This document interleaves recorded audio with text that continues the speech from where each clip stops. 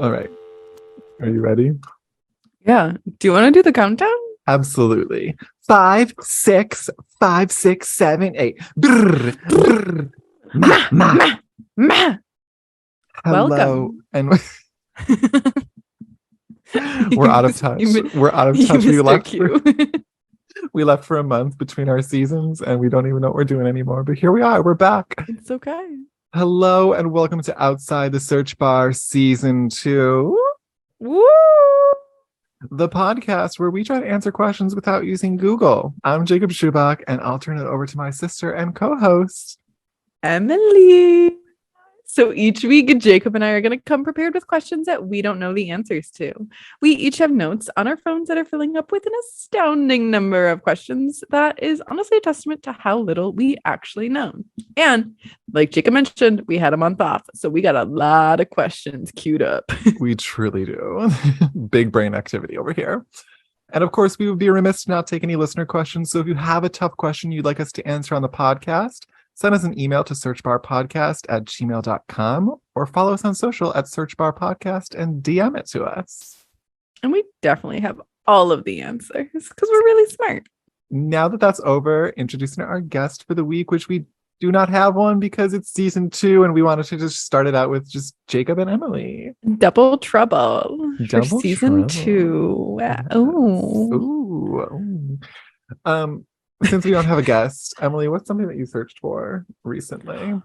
Oh, you're putting me on the spot. I was not prepared for this question, even though I co-host this podcast. So. I mean, I can also start if you prefer. Yeah, if you have something ready, I'm going to start going through my search history. Okay. First of all, I recently have been searching for new cars because my car of 10 years has finally bit the dust. She lasted a long time, but Miss Pearl, rest in peace, rest her soul, did not make it to 2023, unfortunately.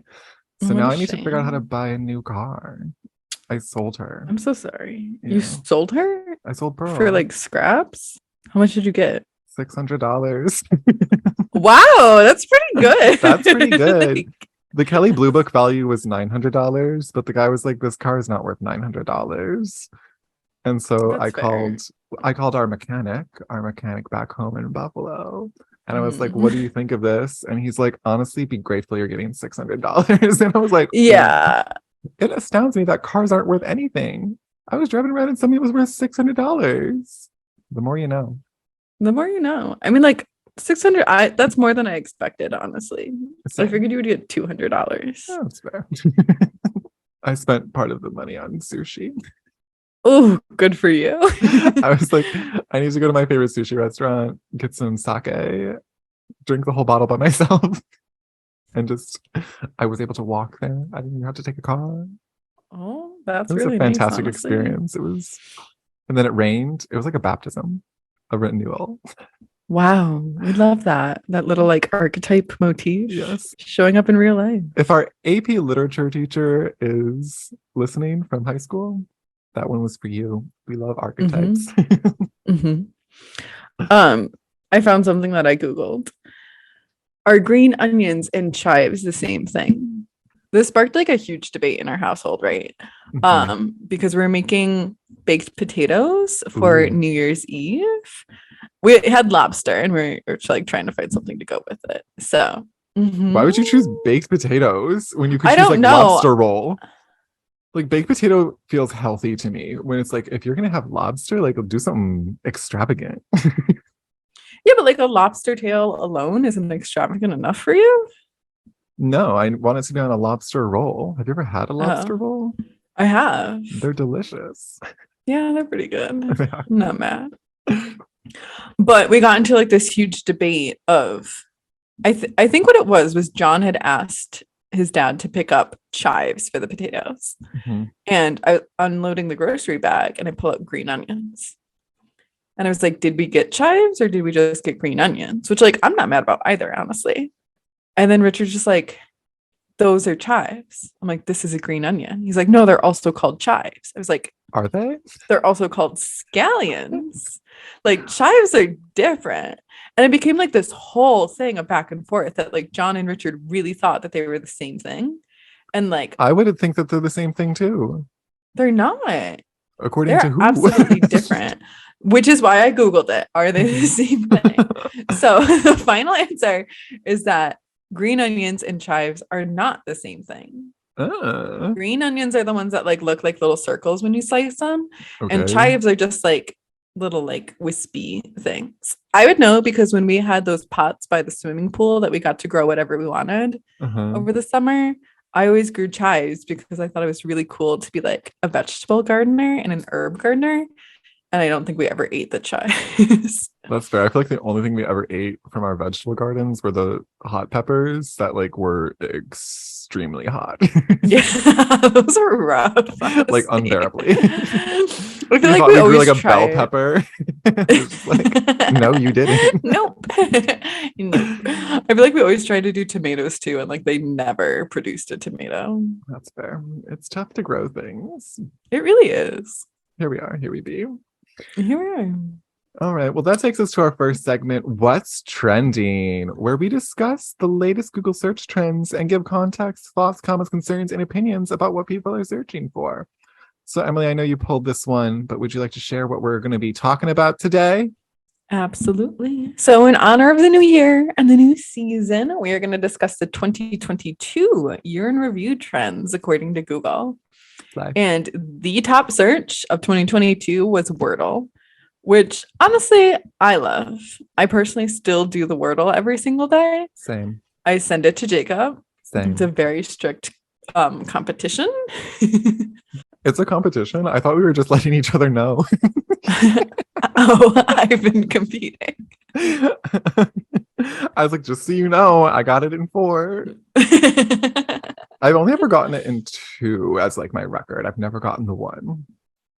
I have 1 on my like account, if you will, only because I think I like did it in like a private browser at first, and then I was like, oh wait, this didn't like log it, but then like I just decided to cheat because I didn't know how to recreate my actual thing, but I didn't want to lose my streak. Right. So. I only recently got the New York Times app that has the puzzle. And so like I only recently started tracking it like literally 4 days ago. So I only have like 4 results. I was always doing it in a private browser. But what I was going to say earlier that I was searching was that the New York Times app also gives you like the crosswords for a limited time. And then you have to pay for them. So I was still get to like play with them for like the next week. But what I was searching was answers to the crossword because I couldn't figure it out. Fair. It's okay to Google them. Maddie, one of our guests from season 1, she used to get I think it was the New York Times crossword. But back when it was like pandemic and I was unemployed, she used to call me every single day and we would like do the crossword out loud. Like she would read out the clues and we would brainstorm the answers. So that's how I spent my pandemic, honestly. We love teamwork. It was a lot of fun. Like, we did really well. I'm also kind of surprised that Wordle was the most searched thing in 2022. Like we don't have anything better to be searching for. Right? I mean, I guess it accumulates mass if you do it every single day. Yeah. So it was very consistent. But the second trend was like election results, which if you think about it, like that's only going to happen, I guess, a handful of times with like preliminary elections and that kind of stuff. But like, as opposed to every single day, like you said, with Wordle. Yeah. And was this US specific 2022? Yes, it was just the United States. Okay. Let's look at global real quick. Global was also Wordle. Wow. And then India versus England, and then 3 was Ukraine. So we got a broad spectrum. Broad spectrum of things. And what was the final 2020 year in review for the US? Was Betty White. R.I.P. And she passed away in 2021, didn't she? She like right at the end. Was it? Did she? Let's Google it. When did? Because I feel like I remember people on Twitter being like, God, 2021 was terrible. And it was like the last day of the year. Oh, yeah. She did die on December 31st, 2021. R.I.P. Betty White. She was a real one. She really was. I could see Betty White becoming like a Mandela effect of Mhm. like, because you know how there were always scares of Betty White dying? Yeah. I could see that definitely becoming a thing. She was so close to being 100 as well. It was like 16 days or something like that until she turned Yeah. 100, and everyone was like really sad about that. I will say I work in marketing, and we one time wanted to get Betty White for one of the companies that I worked for in one of their TV spots. And she was like, I don't even pick up the phone for less than $3 million. And I was like, that's what I'm talking about, Who are Betty you, White. Betty? You're like Yeah, 97 get it. years old. And like you don't want to even like show up for, like, what are you gonna do with that? Nothing. She's gonna give it to some cats. And I'm like, that's beautiful. That's beautiful. Yeah. Yeah. No, She knows what she's worth and she's not going to falter on that. So we can respect that. That's a vibe for 2023. Yeah. Truly. What would Betty White do? What would she do? So that takes us to the bread and butter of the podcast, the question and answer. The lobster and baked potato. The lobster and baked potato. The chive and the green onion, but not really. But not really. The question and answer. Jacob, would you like to go first for the first episode of season 2? All right. So my question was that some planets like Jupiter, to my understanding, Saturn, anything past Mars is made out of gas. And my question is, underneath the gas, is there like a core or like land down there? Or like, what do you mean it's made out of gas, and why is the gas in the shape of a sphere? Really good question. Thank you for the feedback. You are welcome. I guess my initial thoughts are, I don't know. Really good. I want there to be some sort of core, because I feel like there needs to be like some center of gravity that's like pulling all of the gas towards this planet. That makes sense. Like, to me. Does gas have mass? I mean, particles have mass, right? And like, what kind of gas are we talking about?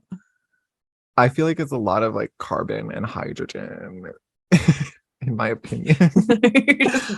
But maybe sulfur as well, because I feel like I remember reading something sometime that Jupiter has a lot of sulfur, and then like on Neptune it like rains diamonds or something.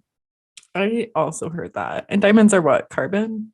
Carbon. They're just pressurized carbon. Right? That sounds right.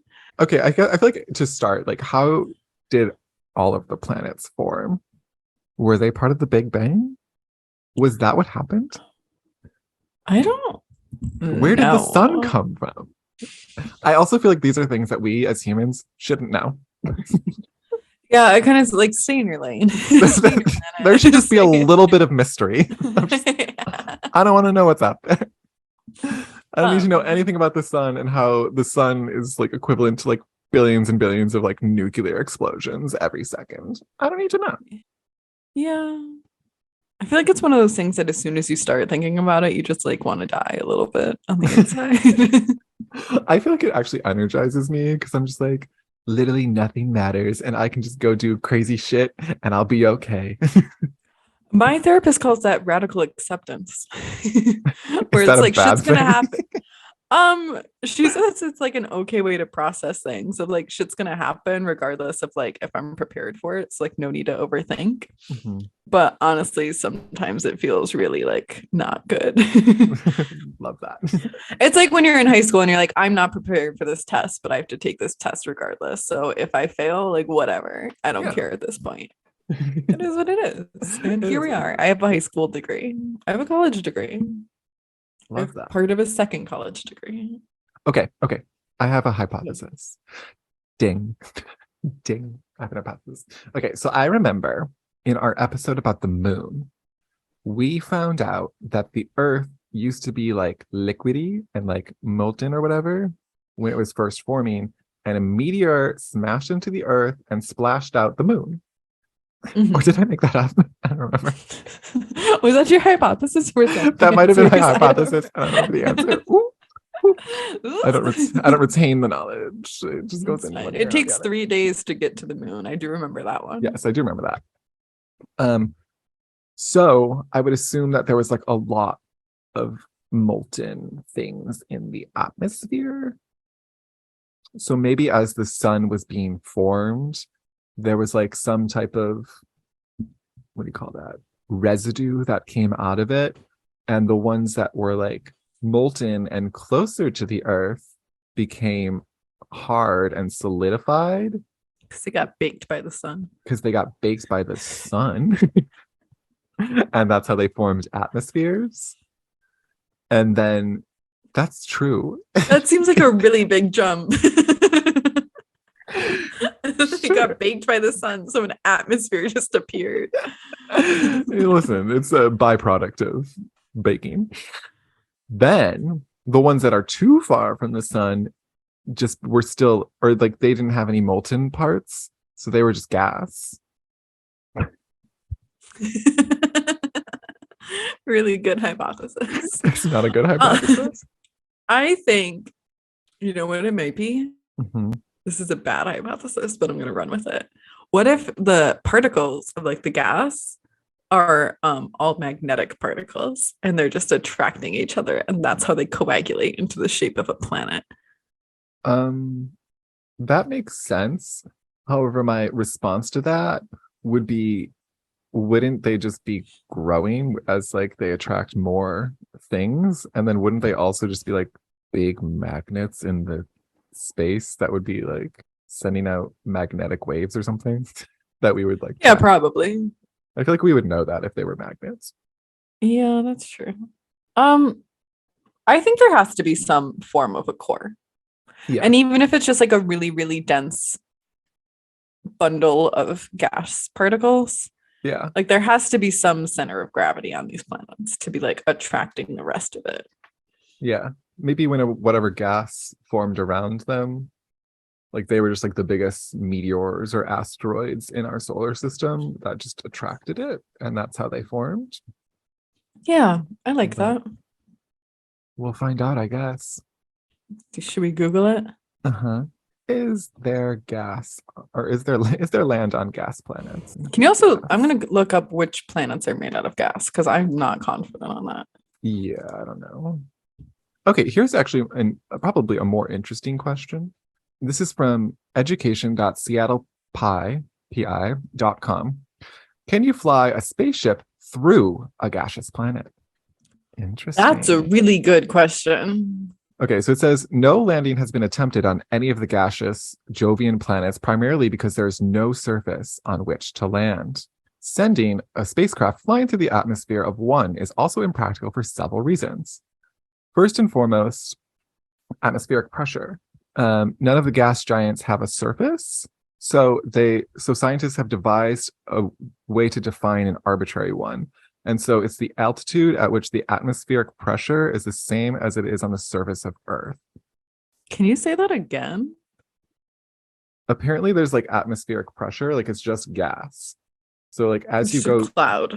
as you go deeper and deeper into Jupiter, I guess the pressure reaches the same point as it is on Earth. And so on Jupiter, for example, this is just at the level of its clouds of ammonia ice. That sounds bad. It's about 100 kilometers or 62 miles below the top of the stratosphere. It quickly increases and becomes large enough to crush a spaceship. In 1992, NASA's Galileo spacecraft released a probe into Jupiter's atmosphere, and the atmospheric pressure crushed it by the time it had descended 153 kilometers or 93 miles. That's very interesting. So like we don't even know. Yeah, we don't for know sure. for sure what's in there, but it seems to just like the gas gets denser and denser. There's also a bunch of wind, according to this article. Hot temperatures. That just like as you get deeper, it gets hotter because it's generating its own heat. The temperature at its core is around 15,000 degrees Celsius or 27,000 degrees Fahrenheit, which is 3 times the temperature at the surface of the sun. Oh, interesting. I guess I just like assumed they would be cold, and I don't know why. Mm-hmm. So in the distant future, it says engineers may be able to build a spacecraft that can withstand all of those commercial or those conditions. But even if they do, they won't be able to fly straight through the planet because there is probably a solid core in the way. Scientists don't have enough observational data to say this for sure, but they believe that the cores of Jupiter and Saturn are surrounded by a mantle of hydrogen that is under such intense pressure that it forms a liquid that conducts electricity. Seems like a really out there conclusion to reach when you don't know. Like, I'm sure like, some just scientists spitball this out here. Electricity ball. listen. Our guess is just as good as theirs. My guess that it was just Honestly. like formed around the center of a meteor could be right. Magnets. They don't know. They don't know. So basically, this is an unanswered question. We don't know Wow. for sure, but it seems as though there's a solid core. Hypothetically, Interesting. it is. And so that means hypothetically, we're also just as smart as NASA because we're also thinking about this. We're trying to crack the case. I should go. There's a certain exit around Washington, D.C. for NASA. Mhm. And like there's a lot of signs of like do not enter, like authorized entry only. So I feel like I should just roll up and show them this podcast. Yeah. I'm gonna have like a suggestion box out there. I have emailed them before and they never answered me. I have thoughts, NASA. I did. I think it was about living on the moon. But they didn't respond. Just for reference, there are 4 gaseous planets in our solar system: Jupiter, Saturn, Neptune, and Uranus. They are called the Jovians, which is off of Jove, the Latin name for Jupiter, which is the largest of the gas planets. Wow. And they're made primarily of hydrogen and helium. So if they're made out of hydrogen and helium, I just in my soul want there to be like little Martians, but like Jupiterians that constantly talk like they have helium voice. Like, hello. Maybe below that gaseous layer, that atmospheric pressure, Maybe there are little Martians. This And is they my can't see us. hypothesis. They can't see us, and we can't see them. My hypothesis for NASA. Let me go knock on their door. Yeah, See what they say. why not? My question has been sufficiently answered. I will follow up with NASA via email. We'll see if they get back to me. They didn't get back to Emily, but we'll find out. No. It's only been 9 years. Period. So Yeah, they got time. they got time. In the grander scheme of the universe, they've got time. Exactly. Which brings us to our last segment, in which one of our listeners gets to learn something today. If you ever have a listener question, feel free to write it in. We will answer it on the podcast as such. Do you want to read our question from our listener? Yes. So this week's question comes from a listener named Lizzie.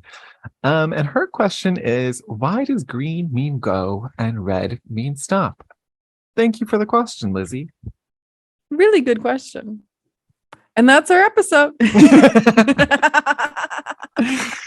All right. Okay. So historically speaking, the first time that we would have to use like green and red to denote that, like stop and go, would be what?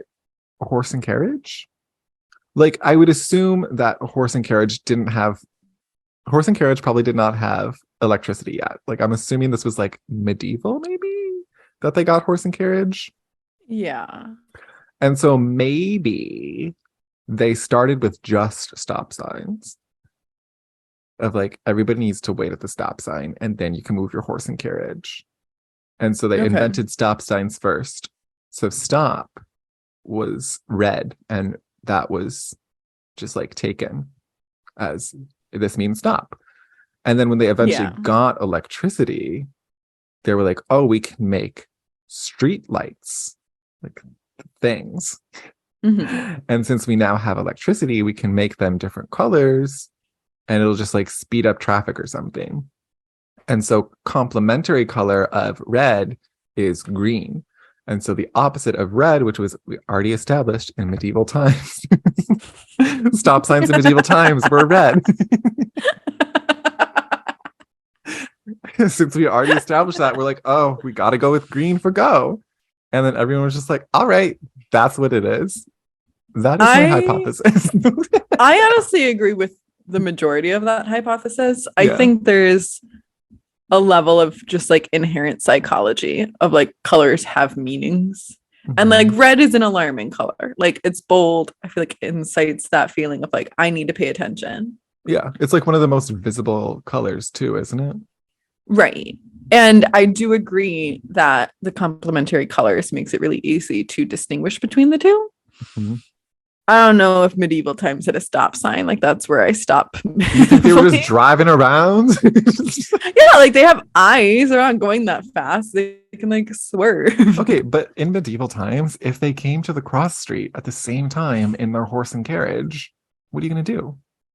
Just play I chicken? think they had the understood rules of right of way of if you're turning. I'm moving here.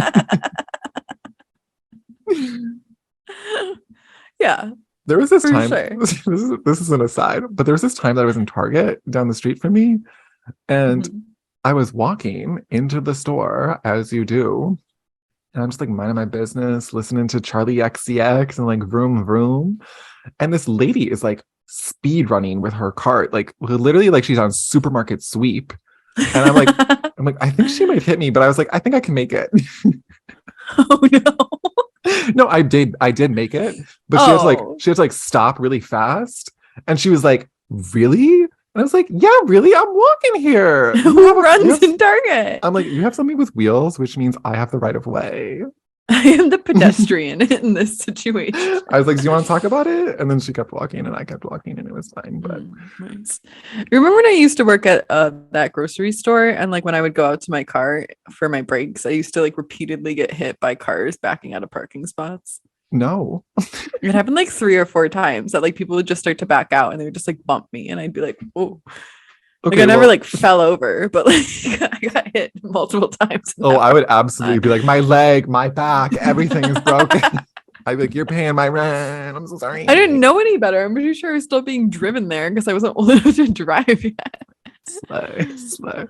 Well, I guess not, because I was walking out to my car, so I was old enough to drive.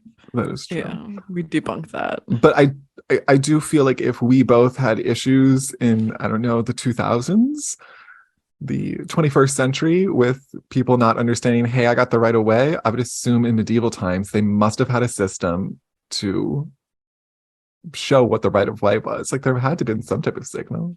I wonder if it was like the bike signal of like, oh, maybe hand signals. Yeah. Stop. I'm gonna go. Stop. I'm going. I'm the priority here. Whoever puts their hand up first. I got dibs on going first. Interesting. That's a pretty good hypothesis. So yeah, I think we're going with psychology of colors and complementary colors as our final hypothesis. All right. This is from www.ctpost.com. And the article from August 30th, 2020 is Why Red Means Stop and Green Means Go. Getting There by Jim Cameron. All right, Jim Cameron, let's get into it. Do you ever wonder why our stoplights designate red as stop and green as go? Me too. In fact, it was my daughter's question. What was the guy's name?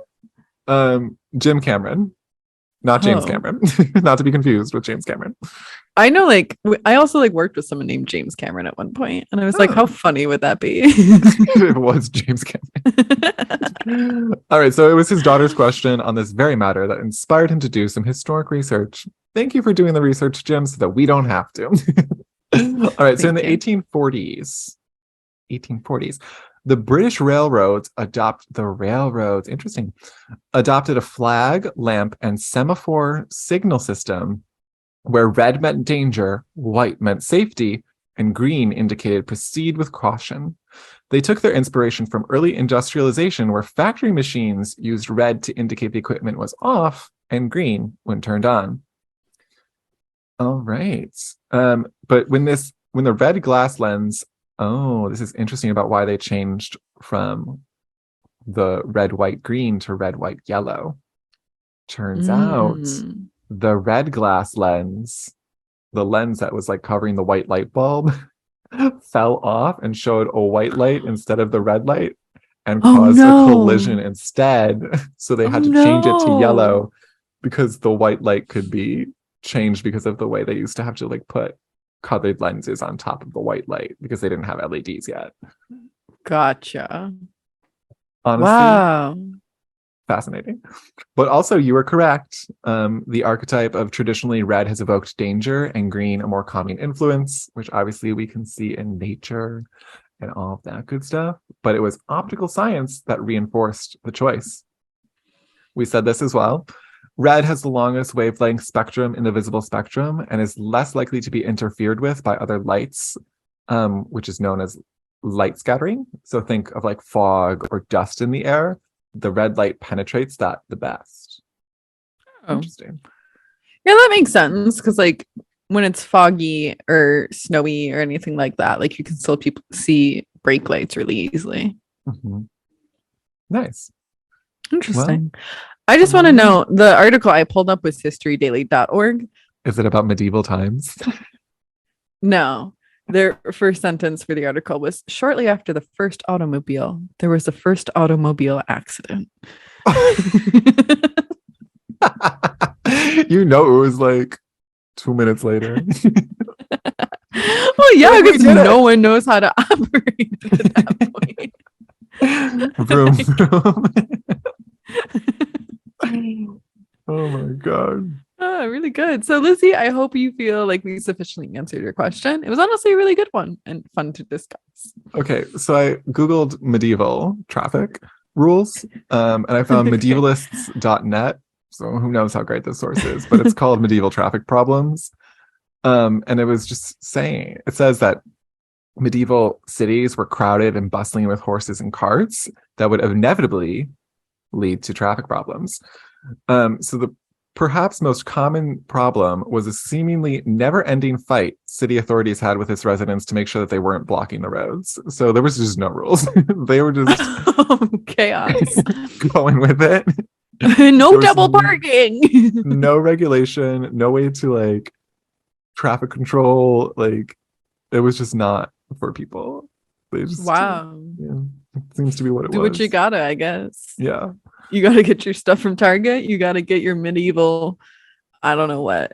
Yeah. I scrolled down further in the article and it says, another problem was carts going too fast.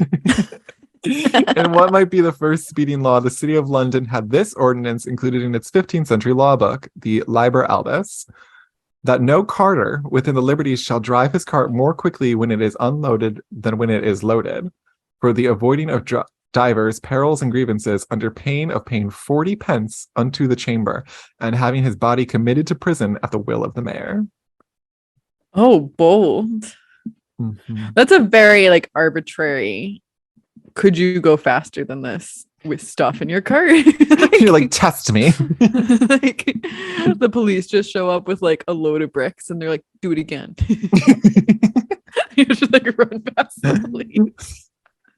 Not the horses running back and forth. They'll get tired.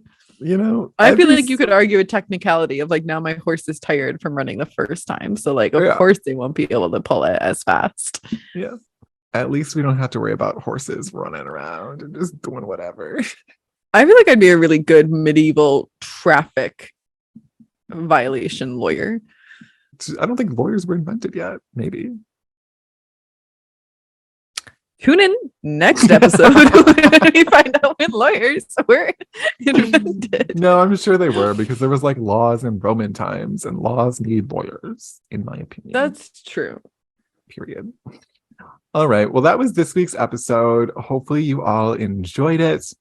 If you liked it, be sure to find us on social at Search Bar Podcast. And my handle is IGotSchubach, IGOTSCHUPBACH across all platforms. And if you have a question that you want us to answer, like Lizzie did, feel free to email us at searchbarpodcast@gmail.com or send us a DM on those socials. With that, welcome to season 2. We will see you next time and happy searching. Bye. Bye. Outside the Search Bar is a Perfectly Done Toast podcast production.